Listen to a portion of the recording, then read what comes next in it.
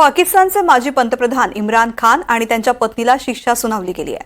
त्यांना 14 वर्ष तुरुंगामध्ये काढावी लागणार आहेत। पाकिस्तानच्या इतिहासातील सगळ्यात मोठा घोटाळा काय आहे आणि तो कसा झाला पाहूयात हा रिपोर्ट।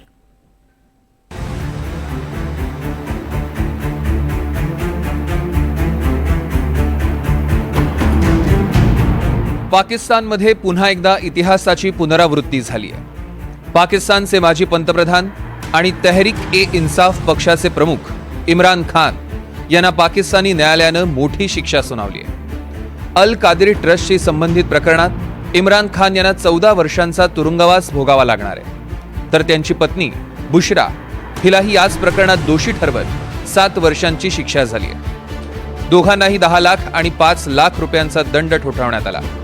या दोघांवरही राष्ट्रीय तिजोरीचं 50 अब्ज रुपयांचं नुकसान केल्याचा आरोप आहे। अल कादिर ट्रस्टशी संबंधित हे प्रकरण आहे। नेमका आरोप काय? इम्रान खान, त्यांची पत्नी बुशरा बीबी, अब्जाधीश लँड माफिया मलिक रियाज आणि बुशराची मैत्रीण फराह गोगी मुख्य आरोपी आहेत। इम्रान खान पंतप्रधान झाल्यावर त्यांनी मलिक रियाजला मनी लॉन्ड्रिंग प्रकरणात अडकवलं। रियाजची ब्रिटनमधील कोट्यावधींची संपत्ती जप्त केली। लंडनमध्ये त्याच्या एका गुंडालाही अटक केली। 40 अब्ज पाकिस्तानी रुपये जप्त केल्यावर 2 सौदे झाले। ब्रिटिश सरकारनं रियाजच्या गुंडांकडून जप्त केलेले पैसे पाकिस्तानी सरकारला परत केले। इम्रान खान यांनी या पैशाची माहिती मंत्रिमंडळात दिली नसल्याचा PDMAनं आरोप केला। या घोटाळ्याच्या पुढच्या टप्प्यात अल कादिर नावाचा ट्रस्ट स्थापन करून धार्मिक शिक्षण देण्यासाठी विद्यापीठ सुरू केलं गेलं। त्याच्या संचालक मंडळात स्वतः इम्रान खान, बुशरा बीबी आणि फराह गोगी असे 3 सदस्य होते। या विद्यापीठासाठी लँड माफिया मलिक रियाजनं कोट्यावधींची जमीन दिली।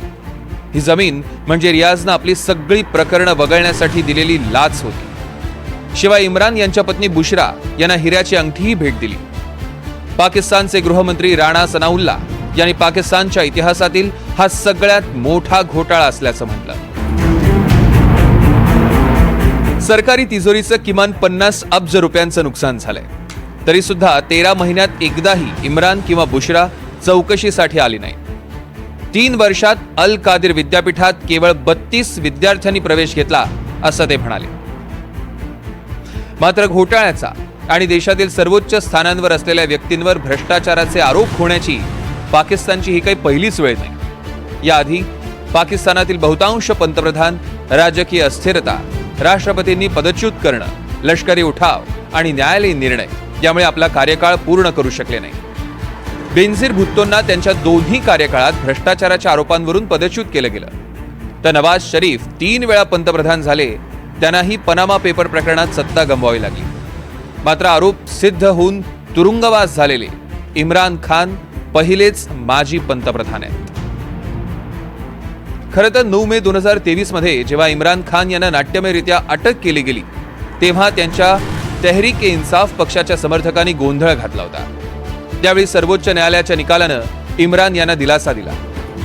शनल अकाउंटेबिलिटी ब्युरोनं डिसेंबर 2023 मध्ये इम्रान खान आणि इतर 7 जणांविरुद्ध भ्रष्टाचाराचा गुन्हा दाखल केला। 2023 पासून सुरू असलेली सुनावणी आत्ता निकाली लागली आहे। शिक्षा झाल्यानंतर बुशरा यांना न्यायालयाच्या आवारातच तात्काळ अटक केली गेली। याआधी झालेली अटक, त्यांच्या समर्थकांनी केलेला प्रचंड विरोध, इम्रान अगदी रस्त्यावर घातलेला गोंधळ यामुळे तेव्हा इंटरनेटची सेवा बंद करण्याची वेळ आली होती। त्यामुळे आता पाकिस्तानात नेमकी काय स्थिती होते हे पाहणं महत्त्वाचं ठरणार आहे। Bureau report, NDTV Marathi.